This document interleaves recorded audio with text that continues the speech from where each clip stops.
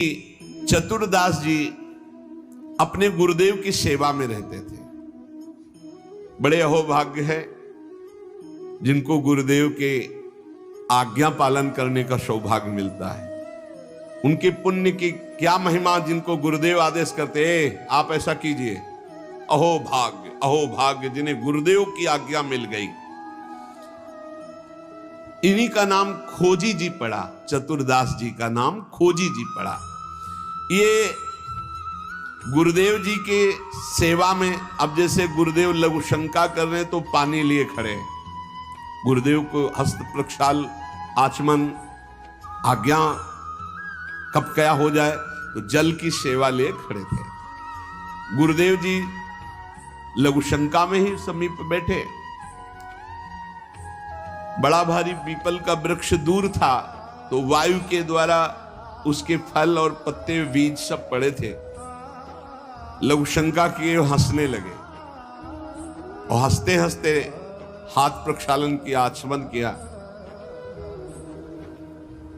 तो इतनी जोर की मस्त मुस्कुराहट और हंसी थी। श्री चतुरदास जी ने, जिनको खोजी जी बाद में कहा गया, आचमन करा रहे तो कहा, गुरुदेव कोई मधुर प्रसंग प्रभु का याद आया या कोई घटना घटी? आप बहुत मुस्कुरा रहे हैं, बहुत हंस रहे हैं, इस समय बाय प्रसंग तो कोई ऐसा है नहीं। कहा, तू कैसा शिष्य है रे? सेवा में रहता हो, मेरी हंसी का कारण नहीं जान पाया? मैं क्यों हंसा इतना भी तुझे ज्ञान नहीं, और मेरी सेवा में रहता है? कैसा शिष्य है जो गुरु के मन की बात न जान पावे, गुरु के इशारे के, गुरु के मनोभाव को न जान पावे, वो शिष्य ही क्या? चलो सेवा छोड़ो, मैं क्यों हंसा इसकी खोज करके आओ। अब बताओ, गुरुजनों की प्रति सेवा कर बहुत कठिन है, बहुत कठिन है। यहां कहा कि छोड़ो सेवा, मैं क्यों हंसा ये बताओ, आके खोज करो। अब गुरु आज्ञा, तुम्हारी बुद्धि अब सेवा के अधिकारी नहीं, यदि तुम ये नहीं जान सकते मैं क्यों हंसा। हंसे गुरु जी और फंसे चेला जी। अब समझो, अब मतलब कितना कठिन विषय है गुरु सेवा, बहुत कठिन। यही तो अमोघस्य जो जीत गया, अमोघस्य। तुम्हारी बुद्धि विवेक रहित है। जब तक तुम हमारे हंसने का कारण ज्ञात करके ना हो तब तक तुम्हें हमारे पास कभी नहीं आना चाहिए। चलो जाओ यहां से, आश्रम से। हमारे मन की बात जब जान जाओगे कि मैं क्यों हंसा, उसका कारण सही बताओगे आकर के, और जो मैं मन में सोच रहा था तो फिर सेवा में रख लूंगा, तब मैं मानूंगा कि तुम मेरे सच्चे शिष्य हो और सेवक हो। साष्टांग दंडवत किया, जो आज्ञा गुरुदेव। अब चल दिए, जहां संत महात्मा मिलते तो विनम्रता पूर्वक दंडवत करते हो, कहते हमारे गुरुजी लघु शंका करते समय हंस दिए, क्या कारण था? तो सब कहते गीता की बात पूछो, भागवत की बात पूछो, वेदों के, तुम्हारे गुरुजी है तो लघु शंका में हंस दिए, अब हम इसका क्या मतलब बताए? तो और उपहास होता। भला कोई इस प्रश्न का क्या उत्तर दे? कोई सुलझे हुए महात्मा थे, उन्होंने कहा रामायण गीता भागवत का प्रश्न हो तो अभी मैं उत्तर दे दूं, लेकिन आपके गुरुजी लघु शंका करते हुए क्यों हंसे, इसका हमको ज्ञान कैसे होगा? हम कैसे उत्तर दें आपको? ये तो गुरुजी से ही पूछो जाके। बोले नहीं, गुरुजी ने कहा जब तक इसका उत्तर न मिल जाए हमारे सामने मत आना, मुख मत दिखाना। अरे संत जन बहुत पहले, और हर उनकी आज्ञा में बहुत बड़ा रहस्य होता था। अब ये रोज जलते कि गुरु सेवा से वंचित हो गया, गुरु सेवा छूट गई। साधक को इस बात की बहुत पीड़ा होनी चाहिए, जिसको गुरु सेवा, तो ये होना चाहिए कि कौन सा अपराध बन गया, दुर्भाग्य आ गया कि गुरु सेवा छूट गई। वो रात दिन जलते इसी प्रकार, और संतों से जा जाकर पूछते पर कोई समाधान नहीं मिला। जलते इसी प्रकार, और संतों से जा जाकर पूछते पर कोई समाधान नहीं मिला। अब उन्होंने विचार किया, गुरुजी के सामने जाना नहीं, सेवा है नहीं, तो अब शरीर को रख के क्या करें? शरीर को नष्ट कर देते हैं। शरीर का परित्याग कर देने की ठानी। ये देखो, ये है गुरु भक्त का लक्षण कि अब शरीर रख के क्या करे। गुरु जी ने सेवा से निकाल दिया, उत्तर मिल नहीं पा रहा, तो शरीर किस काम का। अब वो एकांत में निर्जन वन में जाकर बैठ गए और नाम जप करने लगे और सोचा बस भूख प्यास से पीड़ित होकर यही शरीर छोड़ दूंगा, कुछ खाना नहीं, कुछ पीना नहीं, रात दिन भगवान नाम जप करना, शरीर छोड़ दूंगा। गुरु की आज्ञा पे थे, जिज्ञासा प्रबल थी, सेवा छूट गई थी, पीड़ा बहुत थी। अभी कुछ ही दिन हुए थे, न अन्न न जल, रात दिन नाम जप और शरीर छोड़ने का संकल्प। महामहिम श्री कबीरदास जी प्रकट हुए, होगा ए भाई आंख खोलो। आंख खोला तो देखा कबीरदास जी, साष्टांग दंडवत किया। हाँ, क्या प्रश्न है तुम्हारा, क्यों इतना कष्ट सह रहे हो? इसका मतलब समझ रहे हो? जब कोई सच्ची भावना से भगवान का भजन करता है तो भगवान अपने दिव्य पार्षदों को भेज देते हैं समस्या का समाधान। सुनो, जब तुम्हारे गुरुजी लघुशंका कर रहे थे तो उनकी लघुशंका की ढाल में एक पीपल का बीज बह रहा था। बीज को बहते हुए लघुशंका में देखकर गुरुजी विचार करने लगे कि ओहो, देखो इस बीज में पीपल का पूरा वृक्ष छुपा हुआ है। लेकिन जब ये बीज पीपल में था तो कितना बंदनीय और कहां सुव्यवस्थित था, और जब ये पीपल से अलग हुआ तो लघुशंका में बह गया। इसका मतलब पीपल का वृक्ष साक्षात ब्रह्म है और उसका अंश जीव है। जीव जब अविद्या के कारण ब्रह्म से अलग हो जाता है तो मलमूत्र के द्वारों में बह जाता है, आसक्ति होकर। और अगर वो ब्रह्म से जुड़ा रहे तो वो ब्रह्म में पूजनीय और ब्रह्ममय हो जाता है। ब्रह्मविद ब्रह्मयु भवति, कबीरदास जी ने व्याख्या करके बताई कि जब वो ब्रह्म से जुड़ा रहता है तो ब्रह्ममय रहता है, जब ब्रह्म से अलग हो जाता है तो मलमूत्र के शरीर में आसक्त होकर मलमूत्र के द्वारों के भोगने में पूरा जीवन नष्ट कर देता है। जीवात्मा जब प्रभु से विमुख हो जाता है तो उसकी यही दुर्गति होती है। जैसे पीपल के वृक्ष से फल से वो बीज अलग हो गया तो लघुशंका के प्रवाह में बह गया, और नहीं तो इतना महान वृक्ष उसमें छिपा हुआ है कि अगर उसे सुव्यवस्थित किया जाए। जीवात्मा जब भगवान से विमुख हो जाता है तो भव प्रवाह में मलमूत्र के द्वारों में बहने लगता है। कैसे? गर्भाशय में गया तो मलमूत्र के द्वार जहां है वहीं गया, और मूत्र के द्वार से ही तो गया। जीवात्मा का सृजन कैसे हुआ? मूत्र द्वार से ही हुआ। और है कहां? गर्भाशय के आसपास मलाश्रय, मूत्राश्रय। जीव जबते हरिते बिलगान्यो तबते देह गेह निज जान्यो, माया बस स्वरूप बिसरायो तेहि भ्रमते दारुण दुख पायो। जैसे बीज में वृक्ष तथा वृक्ष में बीज मूल रूप से विद्यमान है, उसी प्रकार से परमात्मा समस्त जगत में और जगत में परमात्मा विराजमान है। परमात्मा में सारा जगत और जगत में परमात्मा विराजमान है। पर जब जीव भगवान से विमुख हो जाता है तो ऐसे ही मलमूत्र के द्वारों में भटकता रहता है। अरे मेरे गुरुजी के हंसने का इतना गूढ़ रहस्य। खोजी जी का संशय मिट गया और गुरुदेव के पास आए, साष्टांग दंडवत किया। उनका उत्तर कहा, गुरुदेव महामहिम श्री कबीरदास जी ने ऐसा ऐसा ऐसा बताया। गुरुदेव पुनः मुस्कुराए और कहा, एक प्रश्न ने तुम्हें सिद्ध बना दिया, क्योंकि सिद्ध महापुरुष का दर्शन सिद्ध ही बना देता है। अब आज से तुम हमारे समान सिद्ध हो गए हो। अब तुम आज से हमारे मन की सारी बातें जान लोगे। शिष्य के मन की बात जान लेना तो हर सिद्ध पुरुष का, लेकिन अपने गुरु के मन की बात जान लेना ये बहुत बड़ी बात होती है। कुछ समय बाद खोजीजू के गुरु हरि भावना प्रवीण महा, देह अंत समय बांधी घंटा सो प्रमानिये, पावे प्रभु जब तब बाजी उठे, जानो यही पाए पैन बाजी, बड़ी चिंता मन आनिए। तन त्याग बेर नहीं हुती, फेरी पाछे आए, वाही ठोर पौड़ी देखो आम पक्यो मानिए। तोरी ताके टूक किए, छोटो एक जंतु मध्य, गयो सो बिलाए, बाजी उठो जग जानिए।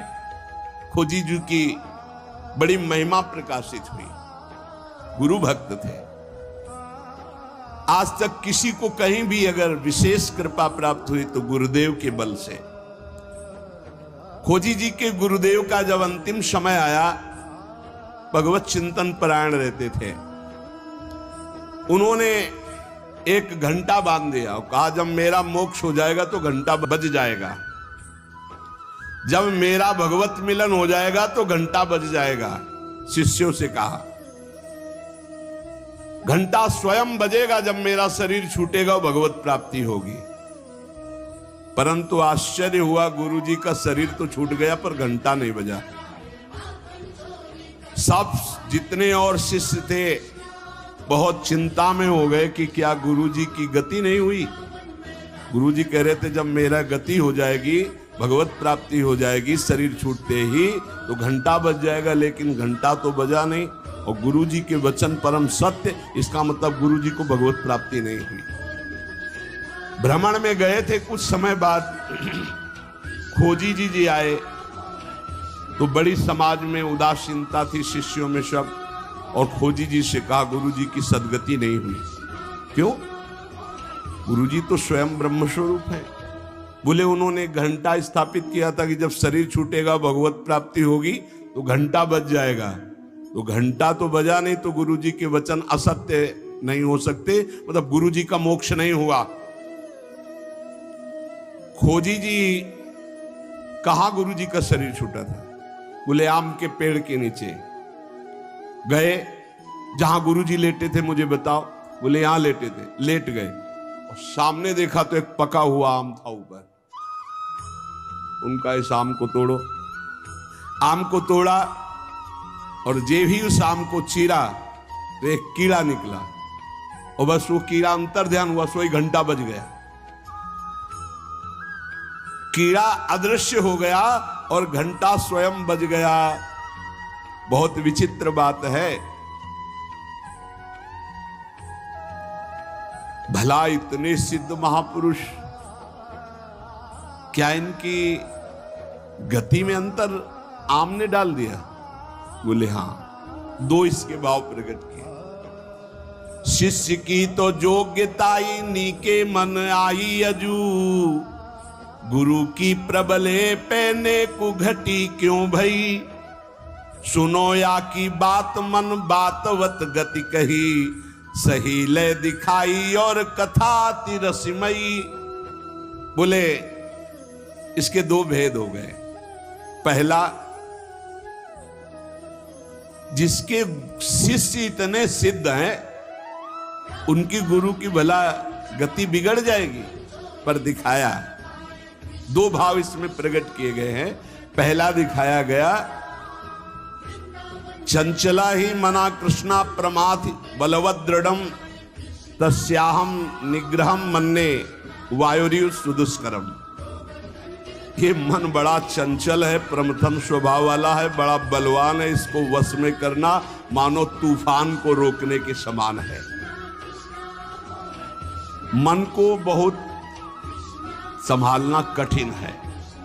कह रहे सुमेर पर्वत को कोई उखाड़ सकता है, 4 लाख योजन का, पर मन को बस में नहीं कर सकता, इतना बलवान मन है। कोई बिजली को हाथ से पकड़ सकता है पर मन को नहीं पकड़ा जा सकता। बहुत विचित्र चंचलता है इस मन की, इसको हल्के में ना ले। इतने सिद्ध महापुरुष, और जब उनका अंतिम समय तो पका हुआ आम देखा, पके हुए आम में मन चला गया। कहीं भी बल फंस सकता है।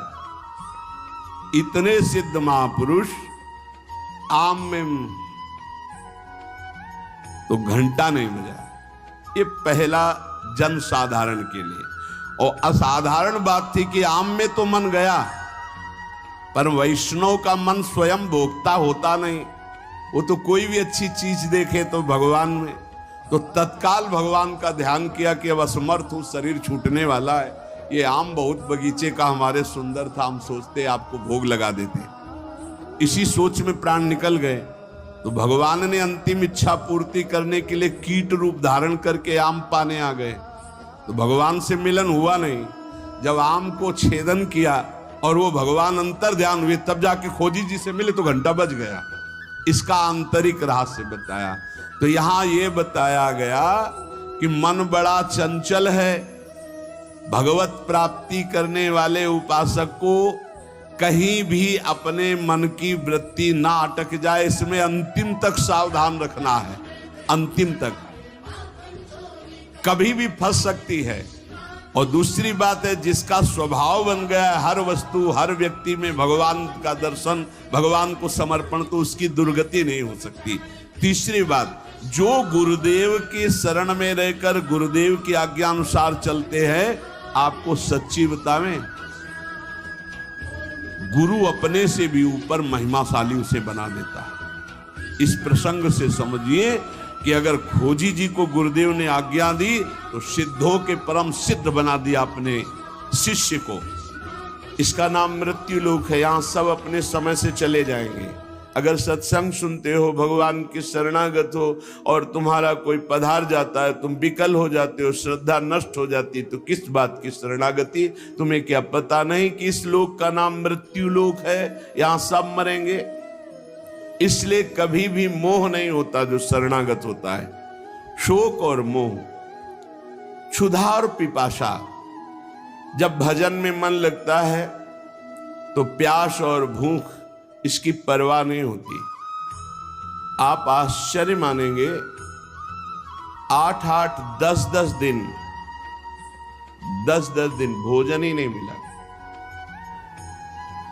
उस समय जो मंत्राकार वृत्ति होती थी वो करनी नहीं पड़ती थी। पूरी रात पूरी दिन एक ही मंत्र चल रहा है। बस एक निमित्त मात्र शौच आदि क्रियाएं होती थी, कुछ था ही नहीं। हर समय मंत्र में धीरे धीरे वृत्ति जागृत हुई। आज मिलेंगे महादेव, आज मिलेंगे, आज मिलेंगे।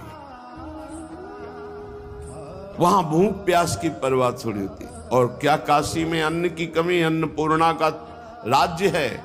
ऐसे ऐसे क्षेत्र हैं, रात दिन चलते रहते हैं, रात दिन। मारवाड़ी क्षेत्र है, आप दक्षिणा भोजन वस्त्र सब स्वाभाविक, फल फूल मेवा मिष्ठान बंटते ही रहते दिन भर। नियम लिया था गुरुदेव के सामने कि मुझे भगवत साक्षात्कार करना है। कभी किसी आश्रम नहीं जाएंगे, कभी किसी के घर नहीं जाएंगे, कभी भिक्षा नहीं मांगेंगे। जो स्वाभाविक हमारे सामने आ जाएगा उसी से प्राण पोषण होगा। बड़ी कठिन स्थिति, लेकिन मन में चाह भगवत साक्षात्कार की, तो इस चाह ने क्षुधा और पिपासा इनको रौंद दिया। गंगा जल का ही सेवन, गंगा जल संपूर्ण भोजन है, संपूर्ण सामर्थ्य है गंगा जल में। जीवन दान गंगा जल करता था। शरणागति पक्की तो भूख प्यास विकलता नहीं दे सकता। छह उर्मियां अपना प्रभाव नहीं दिखाती शरणागत भक्त पर। शोक मोह, क्षुधा पिपासा और जरा वृद्धावस्था और मृत्यु। वृद्धावस्था सबको भय प्रदान करने वाली और दुख देने वाली होती है, लेकिन जो भगवान के अधीन होते हैं उनको नहीं। खूब रुपया कमा करके, परिवार का पोषण करके, बच्चों को पढ़ा लिखा करके विदेश भेज दिया। अब जब सेवा का अवसर आया तो कोई पास नहीं है, पानी उठाकर पीने की हिम्मत नहीं रह गई, बिस्तर में पड़े पड़े कष्ट भोग रहे। ऐसे कितने उदाहरण हैं। या वो उद्दंड बालक आधुनिक पढ़ाई पढ़ करके रुपया कमाते हैं, बूढ़े माता पिता को धक्का मारकर घर से बाहर निकाल देते हैं। लेकिन हमने देखा वृंदावन में जिन महापुरुषों ने आजीवन कभी शिष्य नहीं बनाया, कभी 1 रुपया जमा नहीं किया, और वृद्धावस्था है, तो ऐसे उनको शौच कराई गई है, हाथ में नीचे शौच ली जा रही, दो साधु पकड़े हुए, रात दिन उनकी क्रम बाई क्रम सेवा, और एक के हृदय में जलन होती कि मुझे अधिक सेवा क्यों नहीं दी जा रही। सेवा की भूख कौन कर रहा है?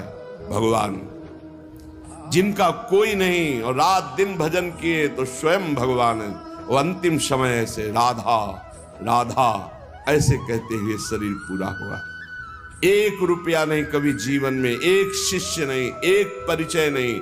ऐसे महापुरुष जो भगवान में आसक्त हैं, उनको मृत्यु की भी परवाह नहीं होती और वृद्धावस्था की भी वृद्धावस्था में क्या भगवान की शरणागति में कितना दुलार हम तुम्हें कैसे बताएं। अगर खरबों रुपया होता और 2-4 लड़के होते तो नौकर भले रख दिए जाते, ऐसे बच्चे प्यार नहीं करते जैसे संत प्यार कर रहे हैं। कैसे कैसे तुम्हें बताए, तभी दिखाई देता मेरा भगवान जो शास्त्र शीर्षा पुरखा सहस्राक्षा शास्त्रपात, हजारों हाथों से हजारों नेत्रों से अपने जन को कैसे दुलार करता है, तुम कैसे देख पाओगे। शरणागति में शोक मोह क्षुधा पिपासा जरा और मृत्यु, वृद्धावस्था और मरने का भी भय नहीं रहता। सच्ची मानिए, मरने का भय तब लगेगा जब आपको यहां प्यार है, प्रभु से प्यार नहीं। अगर प्रभु से थोड़ा भी परिचय हो गया तो मृत्यु का भय खत्म हो जाएगा। जाना है अपने प्यारी जू के पास, जाना जिनके लिए हम तड़प रहे हैं। प्रगट में कहीं न कहीं अंतराय तो पड़ ही जाता है, बिना अंतराय के निरंतर अपनी स्वामिनी जू लालजू के पास रहने को मिलेगा। शरीर छूट जाए, शरीर छूटना एक महा महोत्सव होगा, कोई शोक का विषय थोड़ी होता है कि अरे गांव में तो मरने की बात कहते चुप रहो, अशुभ मत बोलो। नहीं, अशुभ ना बोले, ये अशुभ है, ये परम शुभ है। मृत्यु की याद करोगे तो भगवान की याद आ जाएगी, मृत्यु को सामने रखोगे तो संसार से वैराग्य हो जाएगा, तुम्हें अपना लक्ष्य दिखाए। यही शुभ है, यहीं से शुभ का जो सही माने में शुभ माना जाता है उसका प्रारंभ होता है। जिसको संसार से वैराग्य, भगवान से अनुराग, उसके लिए क्या मृत्यु, क्या मृत्यु। मृत्यु की भी मृत्यु हो गई, अब तो मृत्यु महोत्सव हो गया। स्वक्षाम मुक्त सडूर में भी रहो। जो इन 6 उर्मियों पर विजय प्राप्त कर लेता है तो प्रेमामृताब्धेर भृताम, वो प्रेमामृत समुद्र में अवगाहन करने लगता है। न भूख की चिंता, न प्यास की, न शोक, न मोह, न जरा, न मृत्यु, इनका कोई भय नहीं। रात दिन भजन में। अभी भजन का स्वाद नहीं मिला। जिस दिन भजन का स्वाद मिलेगा ना तो हर समय एक भूख बनी रहती है, हाय छक के भजन नहीं हो रहा। अतृप्तता, जितना भजन करो उतनी अतृप्तता, एक अंदर ऐसी भूख जागृत हो जाती है जो रात दिन भजन करने पर भी कहीं अहम स्फुरित नहीं हो पाता कि मेरा भजन इतना, और जलन होती कि अभी ऐसा भजन नहीं होता। जब महापुरुषों की याद करो तो लगता है कैसी इनकी चिंतन वृत्ति, अभी हमारी ऐसी कहां चिंतन वृत्ति। वो प्रेमामृत समुद्र में अवगाहन करते हुए भी प्रेम पिपासु बना रहता है। वो निरंतर भजन में डूबा हुआ भी रो रो कर भजन की भीख मांगता है, भिक्षा मांगता है प्रभु से, प्रभु के प्रेमी जनों से कि मेरा भजन बन जाए। पूज्य श्रीधर बाबा के सामने जब कोई वैष्णव हो जाता, चाहे छोटी अवस्था का या बड़ी अवस्था, तुरंत मस्तक वृंदावन की रज में पधराते, अर्थात मस्तक रखकर प्रणाम करते वयोवृद्ध महापुरुष, और बस यही कहते आप सब वैष्णव कृपा करो राधा रानी का थोड़ा भजन बन जाए। और रात दिन भजन में डूबे हुए, एक लंगोटी के सिवा कुछ नहीं पहनते, बाहर निकलते तो गमछा लगा लेते, एक लंगोटी बस, हर समय अपनी कुटिया में एक लंगोटी पहनते, हर समय माला चल रहा है, कथा हो रही है, कोई साधक भगवत चर्चा सुना रहा है, और वो जब बात करते तो इतनी ही बात करते कि कृपा करो आप वैष्णव राधा रानी का भजन बन जाए। कहां भजन की स्थिति, कितना भूख भजन की, रात दिन भजन करने पर भी भजन से अतृप्ति, प्रेमामृत में वो डूबा रहता है। नानाश्चर्य सरासरित गिरिलता गुलमद्रुमाद्यैर्महा, आश्चर्यमय सरोवर जिनमें प्रिया प्रीतम जल के लेकर रहे, आश्चर्य में परम पावन यमुना जी जिसमें सुंदर कमल खिले हुए हैं, प्रिया प्रीतम नौका विहार कर रहे, आश्चर्य में गिरिराज जी महाराज जिनकी तलहटी में युगल सरकार खेल रहे, आश्चर्य में लता गुल्म वृक्ष जिनके नीचे प्रिया प्रीतम रसकेली कर रहे, आश्चर्य में खग मृग पशु पंछी वृंदावन के जो प्रेम में डूबे हुए, ये सब उपासक अपने ध्यान में देखता है।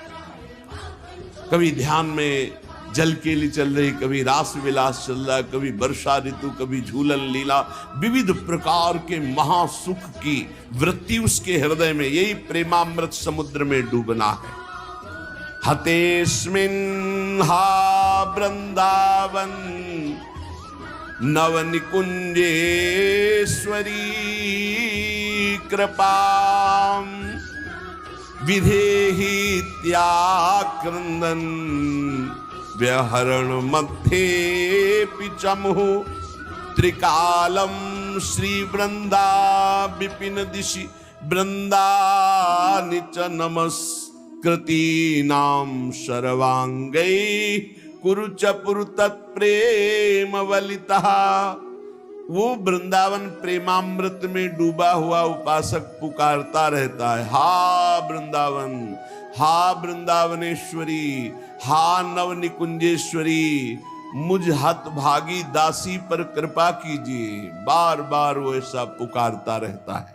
जिसकी शरणागति राधा माधव की पक्की, वो 6 उर्मियों पर विजय प्राप्त करने वाला प्रेमामृत समुद्र में डूबा हुआ, कभी परम पावन सरोवर मानसरोवर राधा कुंड आदि की दिव्य लीला, कभी परम पावन यमुना जी की जल क्रीड़ा नौका विहार, कभी परम पावन पुलिन पर रास केली, कभी गिरिराज जी की तलहटी, कभी लता गुल्म औषधि वृक्षों की शोभा, कभी खगमृग पशु पंछियों की शोभा। और ये सब देखकर पुकार उठता है, हा वृंदावनेश्वरी, हा वृंदावन, हा नव निकुंजेश्वरी, मुझ हतभागी दासी पर कृपा कीजिए। भाव बदल गया। बनिता पुरुष भाव मिट जाए, सेवय ललितादिक के भाई, जो पोशाक है वर्दी है मनुष्य शरीर की, इसका भाव चला जाए और भाव आ जाए गुरु प्रदत्त, मैं श्री जी की सहचरी हूं, सखी हूं, ऐसा थसक आ जाए। इस भाव से बिल्कुल लोक व्यवहार का विस्मरण और उच्च क्रंदन करते हुए सीधाम वृंदावन की ओर मुख करके बार बार साष्टांग दंडवत कर रहा है। कहीं भी हो वहीं से वृंदावन की तरफ मुख करके बार बार साष्टांग दंडवत कर रहा है।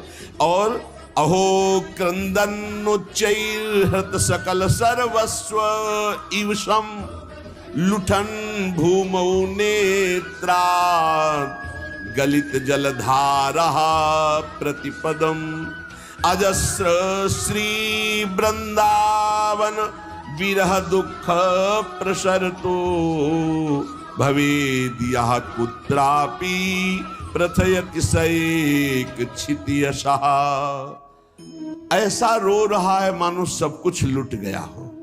कहां है भजन हमारा ऐसा? देखो ना, यहाँ तो खान पान विश्राम खेलना कूदना मनोरंजन सब अच्छा लगता है, और यहाँ जिसका भजन सही चल रहा है उसकी दशा क्या है? अहो क्रंदन उच्चैर हृत सकलम सर्वस्व इवसम, ऐसा विकल होकर रो रहा है जैसे कुछ नहीं रह गया, सब लुट गया, सब कुछ अपहरण हो गया। हा स्वामिनी, हा राधा, हा किशोरी। कभी ऐसा रोना आता है? अपने ऊपर विपत्ति आएगी तो जरूर रोना आ जाएगा, लेकिन प्रेम में विकल होकर रोना नहीं आएगा। जैसे जिसका सब कुछ लुट गया हो वो विकल होता है, ऐसे वो विकल होकर लुठन भूमौ, वृंदावन की भूमि में विकल होकर लौट रहा है, या जहां है वहां भूमि में विकल होकर हा राधा, हा किशोरी, हा प्रिया जी, हा लालू, उच्च स्वर से क्रंदन करता हुआ भूमि पर लुठन, लुंठन भूमौ नेत्रोदगलित जलधारा प्रतिपदम, प्रतिक्षण एक दो बूंद आंसू नहीं, जलधारा प्रतिपदम, निरंतर अश्रुधारा, ये जीवन है। सातरति सातरति सा लोकांतार्यत, ये पाखंड छल कपट वाला जीवन नहीं। प्रिया प्रीतम के लिए अश्रु प्रवाह, उनको और के लिए बोलने की फुर्सत कहां है। कौन रस बाढ़े जहां बोले बोए भारे। ये संसार कैसे जाने, ये तो संसार को ही नहीं जानता, अपने को ही नहीं जानता, फिर प्रेम की तो बात जाने दो। इसलिए सुने न काहू की कही, कहे ना अपनी बात, नारायण वा रूप में मगन रहे दिन रात। ना काहू सो बोलिबो, ना कोई व्यवहार, बस अपनी कुंवर किशोरी को जियत निहार निहार। लुठन भूमो नेत्रोद्गलित जलधारा प्रतिपदम, विकल होकर वृंदावन की भूमि में या जहां है भूमि में लौट रहा है और अश्रुधारा बह रही, हा राधा हा राधा। अजस्र श्री वृंदावन विरह दुख प्रसरतो, निरंतर अश्रु प्रवाह करते हुए संपूर्ण हृदय वृंदावन के विरह में, प्रियालाल के विरह में भर गया है। बोले भवेद यह कुत्रापि प्रथयति सा एकाच्छिति यशा। भूमि में, आकाश में, अर्थात समस्त लोकों में ऐसे महापुरुष का बंधन होता है। ब्रह्मादि बड़े बड़े देवता ईश्वर कोटि के जब ऐसे प्रेमी को देखते हैं तो नमन करते हैं कि धन्य है इसका जीवन। भवेद यह कुत्रापि प्रथयति सा एकाच्छिति यशा। आकाश में, पृथ्वी में सर्वत्र उसका यश फैल जाता है। ये परम पावन यश सबको निष्पाप करके भगवत भक्ति प्रदान करने की सामर्थ्य रखता है। मम भक्ति युक्तो भुवनम पुनातु, लोक के लोक पावन कर देता है।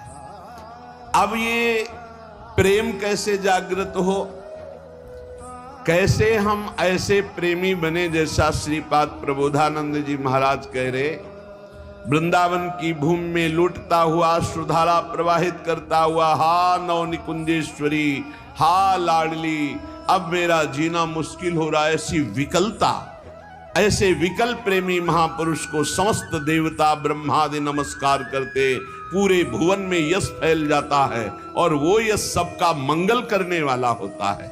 एक पुण्य बल से यश फैलता है और एक भजन बल से यश फैलता है। जो भजन बल से फैलता है वो सबका मंगल करता है, जो पुण्य बल से वो वाह वाह होती, बस केवल वाह वाह। और जब भजन बल का यश फैलता है तो आह निकलती कि मैं कैसे ऐसा प्रेमी बनूं, मैं कैसे सब दोषों से रहित होकर भगवान का भजन करूं। इतना अंतर है, यश दोनों का फैलेगा। एक पुण्यात्मा का तो वाह वाह होगा, कितना सुंदर विमान, कितना सुंदर वैभव, कितना सुंदर ये। लेकिन जब किसी प्रेमी महाभागवत का यश फैलेगा तो उसके हृदय में जलन होगी। मैं कैसे इन सब दोषों को दूर करके कैसे मैं भजन करूं, कैसे भगवत प्राप्ति करूं, तो आह निकलेगी। प्रेमी का यश आह निकलवाएगा और पुण्यात्मा का यश वाह निकल। क्या बात है, वाह। ऐसा तो हम कैसे भगवत प्रेमी बने, तो श्री ध्रुवदास जी महाराज कह रहे, अब सुनी भजन की रीति, कुछ होई महादृढ़ धीर, को था न पावई जहानीर गंभीर। अब भजन की रीत सुनो। इस रीति को करने के पहले अगर ध्यान हो तो परसों चर्चा हुई थी। श्री ध्रुवदास जी ने कहा, इसलिए चाहिए कि अपने गुरुदेव की आज्ञा में संपूर्ण जीवन समर्पित करते हुए प्रियालाल के नाम रूप लीला धाम में निरंतर चित्त को लगाए और इसी जन्म में भगवत प्राप्ति करे। शेष चर्चा आगे। श्री राधा वल्लभ लाल की।